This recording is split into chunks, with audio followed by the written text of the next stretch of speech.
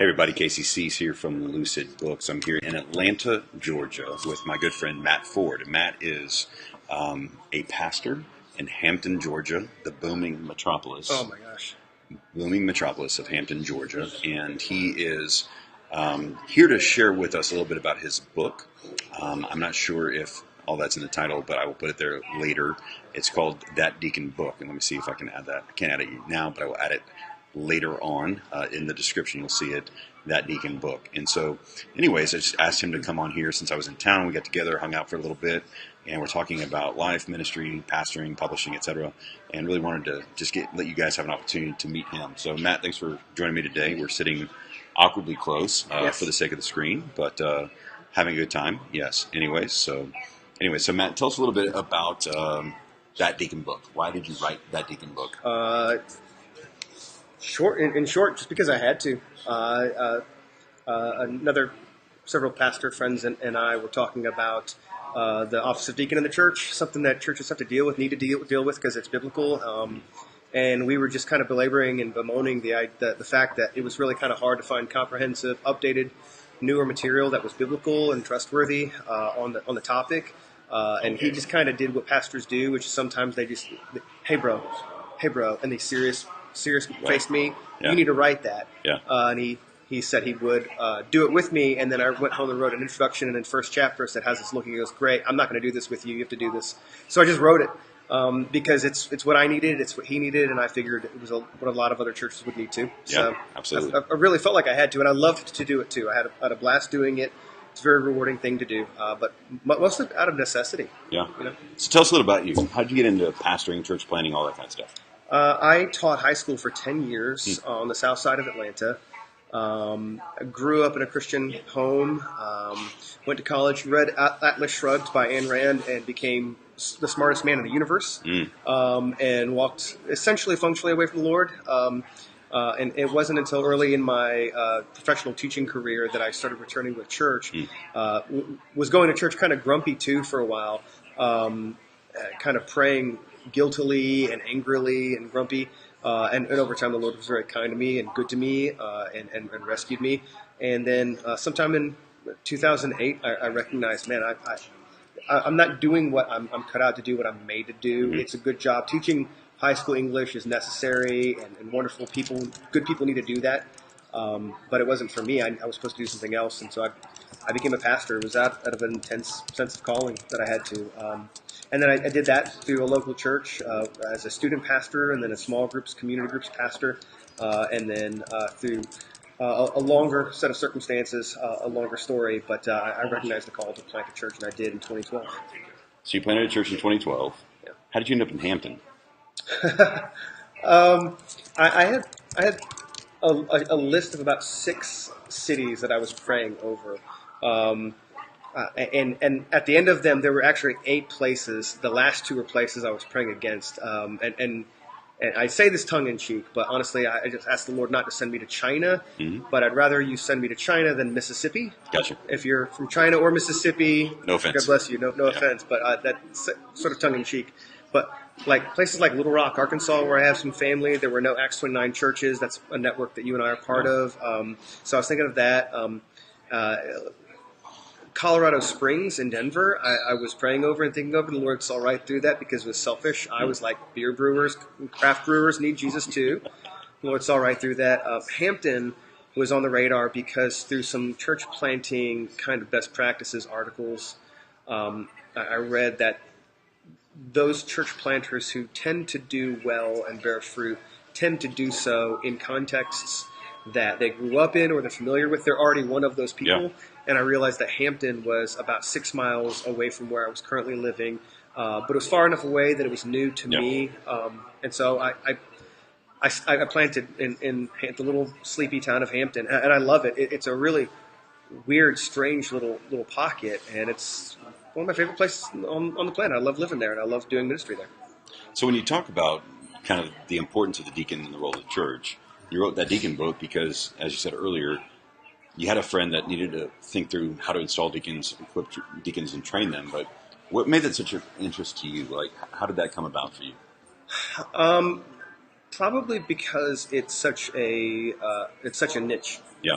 Um, the, not to overcharacterize it and be too kind of harsh or cutting, but if you're in church world, if you're a pastor, if you're in church world, someone says the word deacon, and what's brought to your mind is a group of old fat white men Yeah. sitting around not doing anything except voting on stuff and making the pastor's life miserable. Right. Now that's a cliche that's not universally true, but in some cases it kind of bears a little bit of truth. Yeah. But the Bible paints a different picture of deacons as something beautiful and wonderful. They're a blessing to the church. They're a blessing to pastors, as pastors are supposed to be blessings to their church and deacons. And I really felt like that needed to be said. I really thought it needed to be explored, explained, talked about, and applied. Yeah. It's So, yeah. so with that, you created this you first put it together, right, for somebody's church, and then we talked. And you said, okay, I'm going to expand that to a book. So, have you been able to kind of invest in deacon processes, not only in your own church but other places? Yeah, specifically with that church to start off with, their whole deacon process. They essentially used that deacon book as their curriculum. They're now using that. Part of for their training for other leadership positions as well is you need to read that deacon book in their church. Yeah. And then some other churches in my local community and nearby as well have just gone, hey, we don't know about a curriculum here. We don't know about using the book. We Right. bought it, but you just come and sit and whiteboard some stuff out with us and talk. So I'm not a terribly strong processes person, but talking over what a deacon is and the implications of what that looks like. And envisioning that's a strong point for me. That's the thing I love to do, and so I've gotten to do that more than several times, and I'm dying to do it more. Awesome. So the book, that deacon book, we've given it away for free at certain ministry events and things like that. Have you received any feedback on it as you've been out for about a year now? Yeah, to be honest, not as much as I'd really like, but Yeah. I like to have a lot of feedback. Yeah. But I have gotten to hear from folks. The subtitle of the book is The Least Boring Book You'll Ever Read About Deacons. Yeah. I know in the very least, I bullseyed that one. Yeah. Because pastors and people in churches reading books, a lot of times you pick one up, you go, I need to learn this, but at the end it's just going to be really hard because it's a book on this topic or that topic. Some Christian books, resources on ecclesiology and the church life, they're just like really dry and boring and scholarly, unless you really love that stuff. And Yeah. at the end, you just want to poke your eyes out like Oedipus. So I Like wanted to. Wait, did you just make an Oedipus reference? Yes. I have a BA in English from Georgia State, So- and I gotta put that to use. So, friends, our friend Pastor Matt Ford just made an Oedipal reference. Thank you for that. Yeah, you're welcome. Yeah, appreciate that. But I have heard. Hey, listen, it was really easy. It was really accessible, very easy to read. I enjoyed myself. I'm very happy to hear that. What I want to hear is it was helpful. It was edifying. We're going to put it into use. I've gotten to hear that as well. And a little bit of the way I'm wired is I don't really feel like it's very good feedback unless I hear a little bit of kind of critique. Yeah. Is like a question, like something you didn't talk about was this, and I really like to hear those thoughts. Yeah. So that's yeah. So if you guys have read this and you're watching this and you have some critiques for Matt, send it over to Matt. Mm-hmm. Matt wants to hear your critiques on that.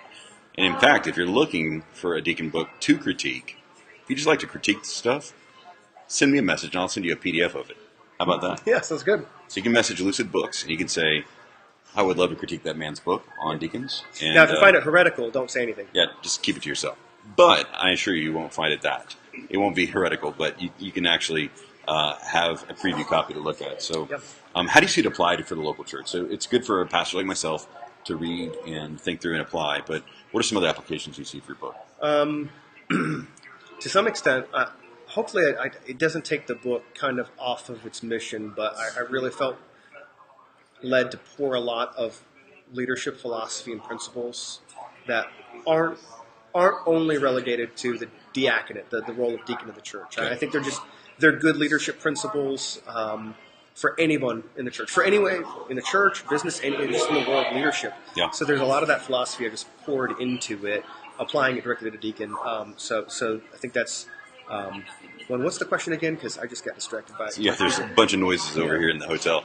Now I was asking about how you see it then being used and applied in the church. Right. There's kind of a Pandora's box that in that deacon book that I really didn't feel like I should open, but it's aching to be opened, which So is the what's open a relationship. little bit? Well, it's the relationship between deacons and elders, Okay. deacons and pastors. Yeah. And in my context here in Georgia, there are a lot of Baptist or Southern Baptist churches which tend to be governed or overseen by boards of deacons. Deacons, yeah. I part ways with that view. I don't see that demonstrated ecclesiologically in the Bible. Okay. The churches, I believe, I'm convicted, is meant to be pastored and overseen and governed by pastors, elders, bishops, overseers, all a bunch of terms describing one office, right? But so many churches nearby or in my context are overseen by deacons. Yeah. And so that deacon book has become, for a few of the pastors that I've given it to or have bought it and talked to, it's really, before they can even really tackle deacons, we've had to discuss and start sorting out where we land on just the eldership, what a pastor is in ecclesiology in general. Yeah. Because for some, one or two of the pastors I've spoken with, they're like, I want to apply this, but my deacons function as elders, and they're not going to put up with this. They'll feel subjugated, or they're going to feel like this is just going to be too big of a church governmental mix-up for us to jumble up. I said, well, it takes time.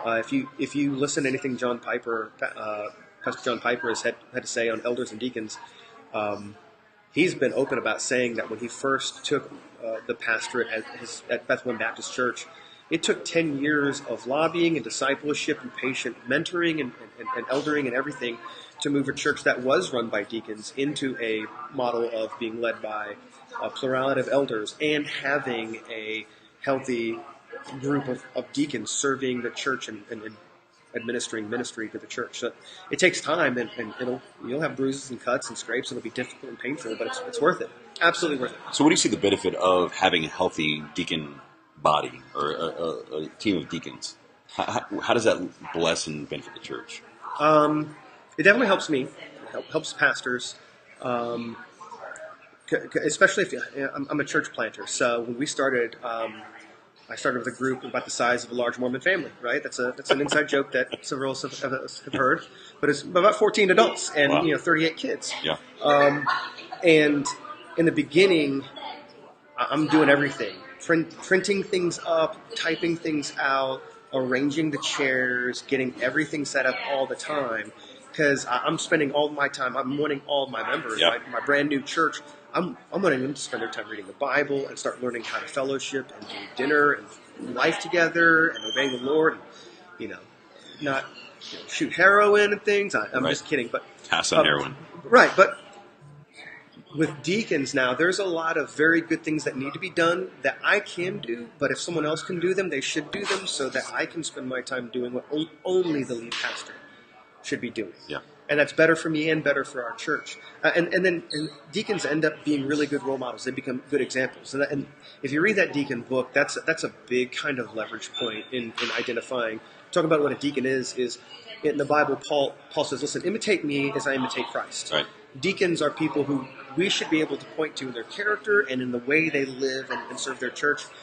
They should be people that we can go, hey, Casey's a deacon.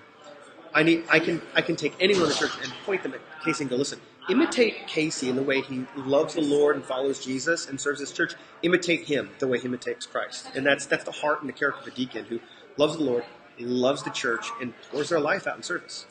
So who's this deacon book for? Is it for pastors only? No. It's definitely, I have a heart for pastors, heart for church planters. I'd almost say it for any church planter going, I'm early on in this. I'm looking at my government. I need to get elders.